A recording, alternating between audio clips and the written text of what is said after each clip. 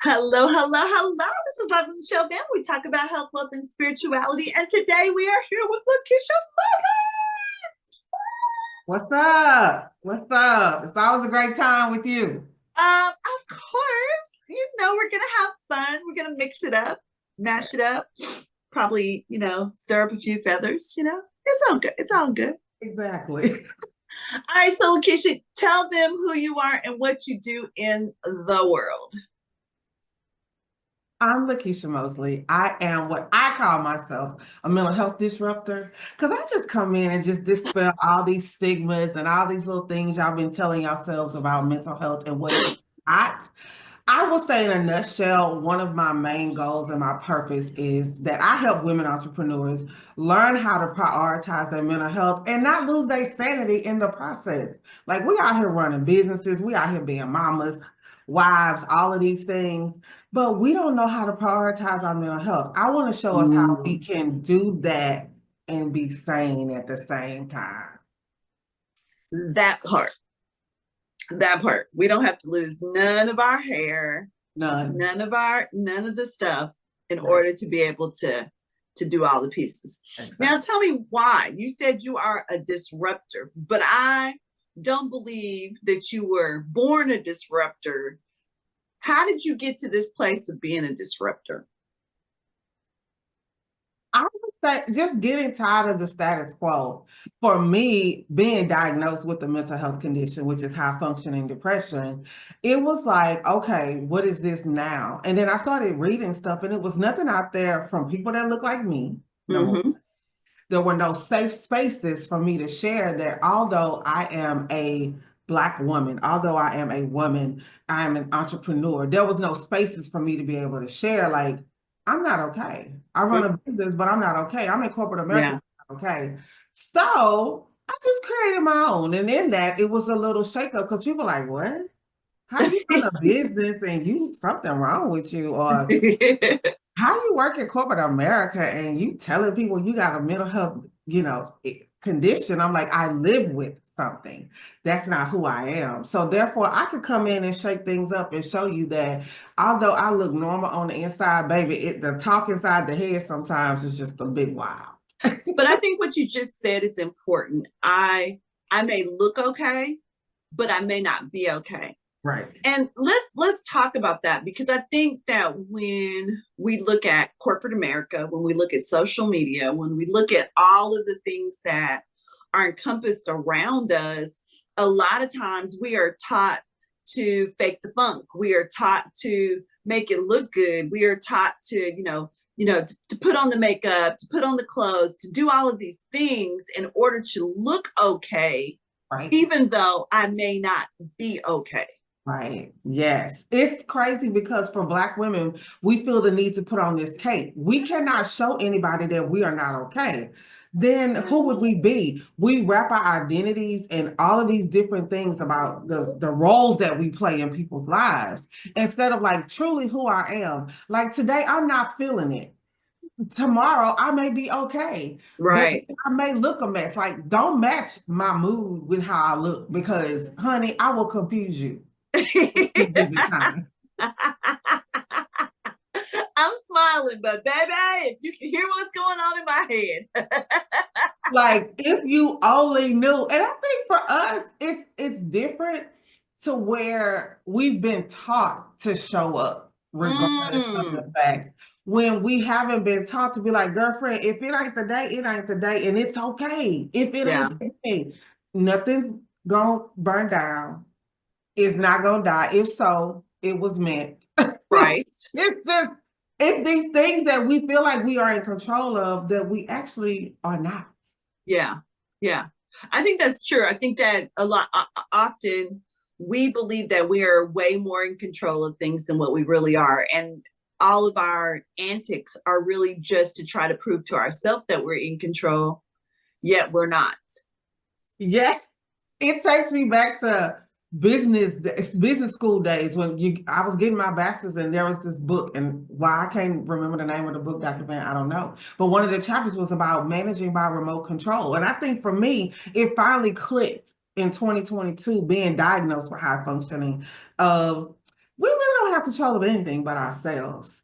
Even Mm, our children, we can tell them what to do, but it come is up to on. them to do it. So when you think about managing by remote control or leading life by remote control, we don't control what the programming is on the TV. I can turn it on and off. That's the only thing I can control. I can control what I watch that or not. But That's do I have good. any say in the programming? I absolutely do not.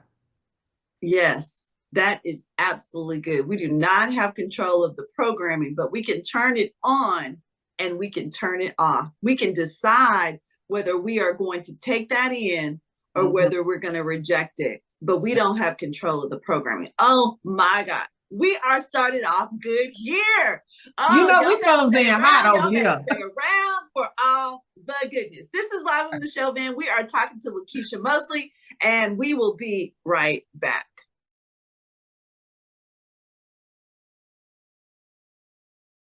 All right, we are back. We are back. We have been talking about mental health and really looking at how does mental health affect women of color and women that are in leadership. Because I think the thing is that often there are not many of us in leadership, women of color. There are not women of color in leadership. And so because there's not a lot of us at the tables, there's not a lot of us in the C suites, we don't feel like we can be honest and say, today is not the great day, or today I just need to be able to be in my office and work and I need y'all not to bother me, or whatever that verbiage is. We don't feel like we can say that because there's not enough of us there to really represent. And then there's these whole stereotypes about, ooh, the Black girl, she crazy. So how do we deal with that? I think first and foremost is knowing who you are and how you represent in that space. It is very difficult. A lot of times when we get to those levels, we fought hard. We Mm-hmm. have finally, after probably so many years and skips, got to where we're at. But then Yeah. once we get there, we like, this what I was fighting for? Right. Like it's a whole level of minutia when you up there. But I Right. also feel like you have to go in really being self-aware and knowing who you are. You also have to read the room and know the environment that you're in too. Come on. You have to make sure that your leadership understands. But it's about having a conversation. I thank God for the boss that I have because I was like, baby, I am loco. I need you to understand what happened. If you come in this office and this light is off, Baby, that was my signal too. don't come in If the here. light is off, keep it pushing. Like, don't come in here If because I'm sitting in the dark, baby, leave me alone. when I tell you it's just crazy sometimes the things that we have to prepare. But I feel like, Dr. Ben, that's a part of how we set ourselves up for success when we are Mm-hmm. in leadership. It is about having a conversation. If you come in here that's light off, don't come in here. Send me a Mm-hmm. text, contact me on Teams. That's how we communicate on that. If the door is cracked, you know what that is. It's just little things that you have to do. And Mm-hmm. it's a little bit of work. And sometimes people who you work with may not understand it, but they will respect it because at least you've shown them something. Because the first thing they say is, oh, girl, LaKisha in there acting funny. Oh, y'all, look how Michelle in there acting. She ain't even got her Mm-hmm. today. When all we had to do was have a conversation. Right. This is what I deal with. I ain't gonna tell you all my business now, That but part. this is what I'm dealing with. However, when you see these things, this is what may be going on. And if you just want to check on me, send me a Teams message. I'll appreciate that. Mm-hmm. Mm-hmm. And so I hear you saying that it really is about, one, you got to know yourself. Yes. So you got to know your triggers. You got to know those vulnerabilities. You got to know those things that set you off or are setting you off. Or, Right. maybe it wasn't anything in the work environment. Maybe it was just, how you woke up that morning. Right. And I'm coming in, but I have to have those preloaded conversations so that when I come in, I'm not throwing anybody off. I used to have those conversations with my kids. When I taught eighth grade, we would have those conversations. Baby, if you didn't have a bad morning, you and your mama fought all the way to school, tell me when you get here. Because what I don't need you doing is raising your voice at me, because baby, it's getting ready to be a whole nother thing, because I'm not the It's going source of your down. problem. Right. It's going down. It's going down. But I will also do you the courtesy of telling you when I'm not having a good day, so we Right. don't have to bang. We Exactly. both know where we are. I know where you are. You know where I am. If you need to, take a time out. If I need to take a time out, whatever that looks like, we've had that Yeah. conversation. That's it. That's so true. I think we've set ourselves up and we blame the work environment because we're not brave enough to have the conversations. And again, I get environment means everything. You have to feel safe to share some things. But if you don't want to quit your job, have the conversation. Mm-hmm. If you're not leaving, have the conversation. Yeah, absolutely. As you think about this, so working in corporate America, because have worked in corporate America and working in a nonprofit now, and you own your own business. How do just, all of those plates? Because sometimes some of us have lots of stuff on our plates. Right. We got all these, we spin it over Exactly. here, we spin it over here. We Exactly. try to make it all, Mhm. hold it Right. up. We're parents, we're all of these things. When we come back, we're going to talk about how do we keep all of our plates spinning when we are in a situation where maybe our mental health is not as stable as we would like for it to be. Yeah. Maybe our hormones are, sending us to a whole nother level of foolishness that I already don't necessarily have the most mental stable. My mental health may not be stable, but I'm also dealing with the hormonal situation on top of that. And baby, the two of those things together can be a whole volatile Yeah. piece of work. So let's talk about that. When we come back, this is Live with Michelle Vann. We are talking to LaKisha Mosley, and we will be right back.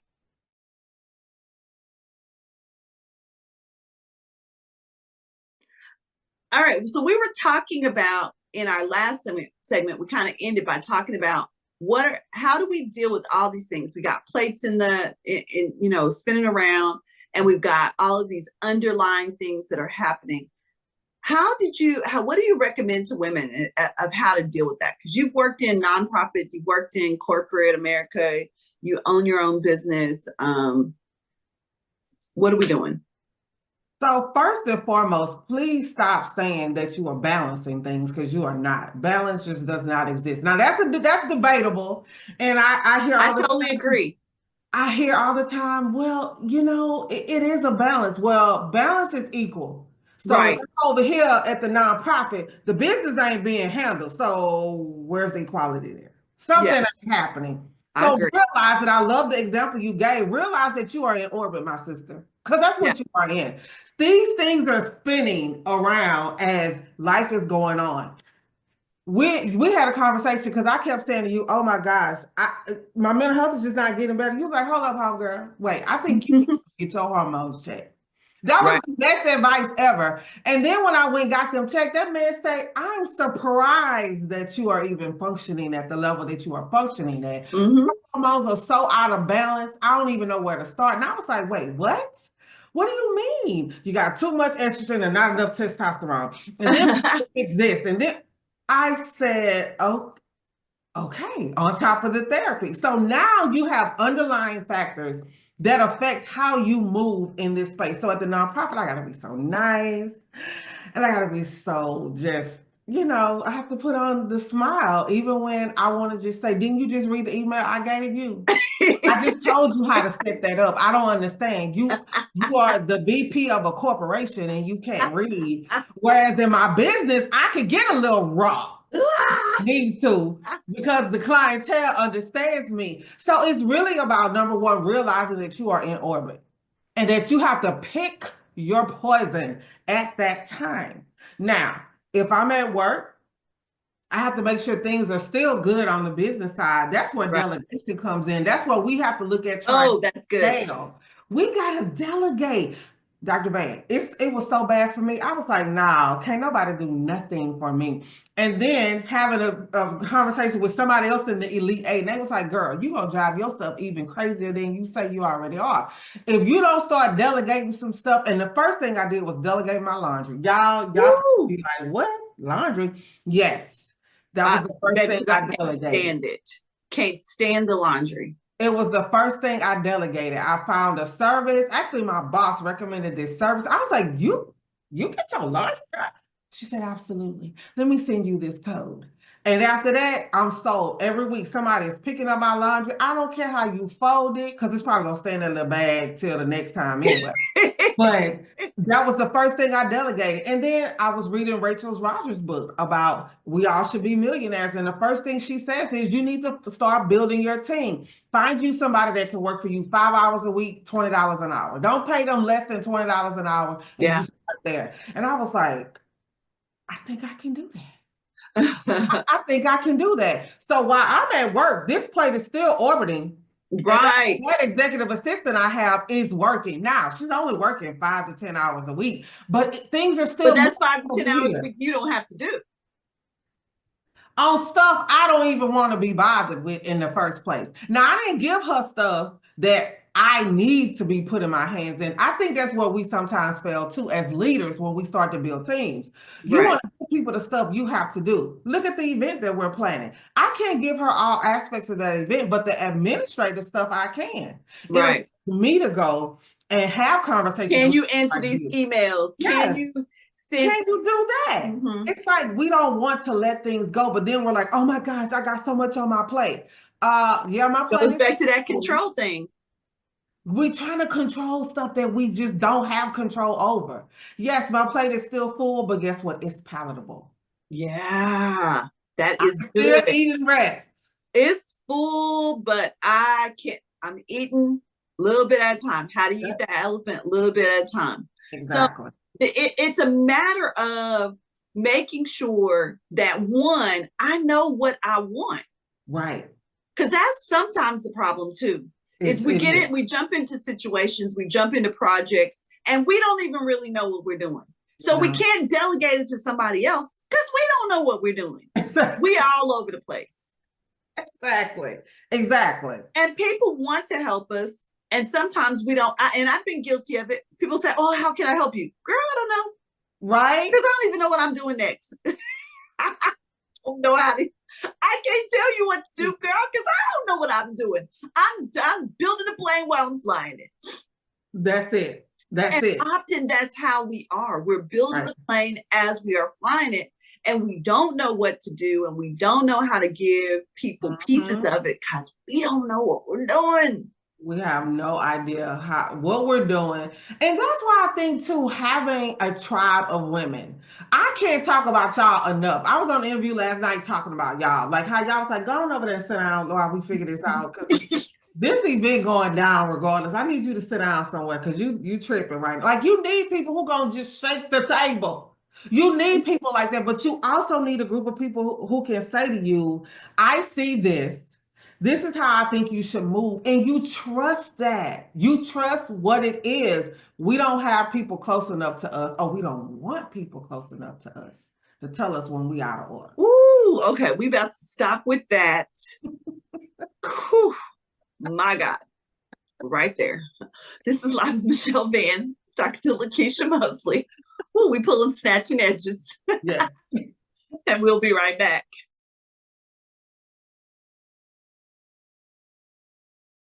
All right, so we ended that last segment just LaKisha was pulling edges. Disruptor. All right, so all of this, all of the things that you have done, and being in COVID, there was this whole piece, and everybody was struggling with mental health. Yes. And you said, "Hey, I want to do this conference. My mind is my business." And I was like, okay, cool. Let's do this. And so little did I know that one conference during COVID was going to equal a conference every year. And we was going to be hanging out and doing all kinds of amazing things around mental health work and leadership and women of color. So kind of talk to us about how you even thought of, my mind is my business, because that's just not like something that we would really think of. Right. Well, I knew early on my gravitation was always to women entrepreneurs. It's just, we just don't have a space. Black women just don't have a space for us. This started from a panel, Racism in Black America, happened during George Floyd. We all Mhm. saw how that turned out.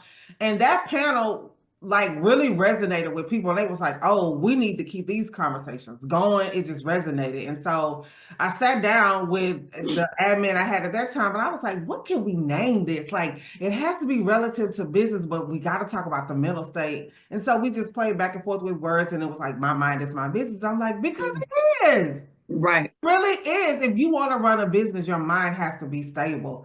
And we just kept going from there. I'm jumping in people DMs. I'm reaching out to you and other folks like, hey, I'm doing this conference. I really need your expertise on this. And it just grew from there. Mm-hmm. Last year was the first year in person, and Lord, a tornado wanted to come through and just Baby. yeah. Every time I think about that, I'm like, we really did that. Like, we really did that. And now I roll it into year 6, and I'm like, God, I never knew that was truly my purpose. This started as just something to do, an interest in mental health, to it transforming into an entire movement with other Black women helping me lead the charge and saying, girlfriend, you ain't got to be okay. You can Because your real business, be. because your real business was really event planning. Yes. Yes. That is what I started my business 13 years ago. Event planning. Started with weddings. You can't pay me to do a wedding now. Period. Any event I do is a cause now. And now I just want to take charge and do my own events. I just want Right. to help other people in these spaces learn how they can prioritize their mental health, whether that's women, that's, men, like we dabbling with men this year a little bit. It's like, I just want everybody to understand that the help is at your fingertips. Yeah. How you decide that you're going to get it. Like, putting some of the responsibility back on them, but we're going to put it in your hands. We're going to put it where it's readily available for you. Yeah. Yeah. So tell us a little bit about the conference. How can people get connected to it? What's going on with that?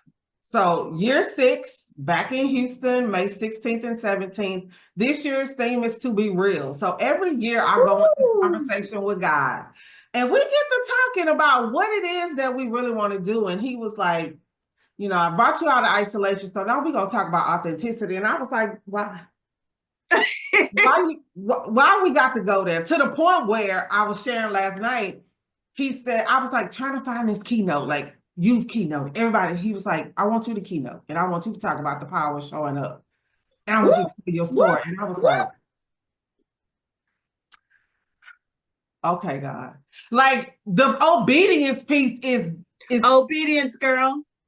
It's like how we show them. It's our real love. If we love him, we will obey him. We will obey him. And I was like, okay, guys, so we're gonna wrap this around what? And it was like, to be real. And then of course the song by Cheryl Lynn pops in my head. Like, exactly. I'm like, God, that's not even a gospel song, but okay. It don't matter. Like, we just gonna be real, and we're gonna talk about the intersection of mental health and entrepreneurship, but being real, being authentic in it.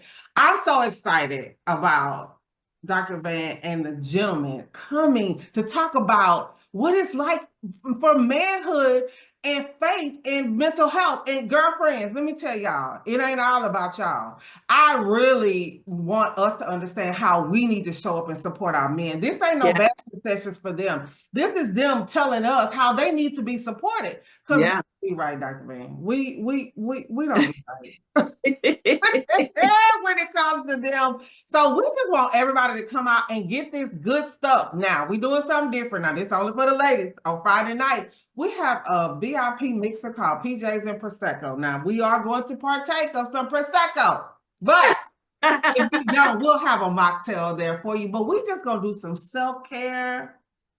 I don't know if you know this, but you probably going to do some meditations, and you're going to set the mood. She know how to set the mood, honey. Listen. That'll be fun. I would love to. We are going to have fun. We're going to do some self-care. We're going to make some bath salts that we can use when we, go home or whatever. Like, we're just going to have a good time. And it's an opportunity for people to meet up with y'all. Sometimes people make their speakers untouchable. Like, oh, you can't talk to my speaker. No, I want them to talk to y'all because they need what y'all got. So I want them to come in the space and mix and mingle. And then we're going to get to business on Saturday. We got all day sessions on Saturday where we're talking about grief. Because grief is different when you're an entrepreneur. Yep. Ain't no days off. I still have to learn how to grieve while leading. How are we going to do that? You know, we're talking about self-care and love and how to navigate different things. I'm just excited. Like, I can't wait for this event. Y'all can go check it out. My website is www.mymindismybusiness.com. Get your ticket. Get in Yes. the room. Me and the mister will be there. Yes. He's pretty excited. I'm excited. Like, oh my gosh. I'm like, this is going to be so great. This is going to be so great. I'm excited about the men panel more than anything. I think it's going to be good. Yes. Yes, definitely. I'm super excited. I can't wait. Well, LaKisha, it has been amazing to come and hang out with you because, you know, I love being able to hang out with you and talk about mental health and talk about leadership. You know, as we really think about all of the things that are transpiring in the world, around the world in this, you know, particular season, we really need to be cognizant and really look at what does our mental health look like. This is not the days of old where we have to hide things. This is not the days of old where we have to just pretend like we're okay and fake the funk. Baby, if you're not okay, it's okay not to be okay. It's just not okay to stay not okay. So what resources do you need? Who do you need to connect with? Again, if you are in the Houston area, or you can get to the Houston area, because I actually have somebody from Wichita that's coming. She's not coming with me, but she's coming with me. But you know, if you can get a ticket, they're pretty cheap right now. I was looking last night. We need to get ours, but you know, it's a great opportunity. Just get a good weekend away, get a chance to just go and meet some new people. I have gone on trips where I didn't know anyone simply because I needed to get a new circle of people to be a part of my group. And so it has afforded me opportunities to meet and beautiful people, beautiful women from all over the United States that I would not have had the opportunity to meet if I hadn't stepped outside my comfort zone. You know me, now you know LaKisha. So you know two people that'll be there. So if you don't know anybody else, just come and hang out with us this weekend. The website is down below. Make sure that you get your ticket. There are VIP tickets and there are regular tickets. We want to see you in the house for this conference. It is going to be amazing. Remember that your mind is your business. And most of all, remember from me that we love you and there is nothing you can do about that. And we will see you next week. Goodbye.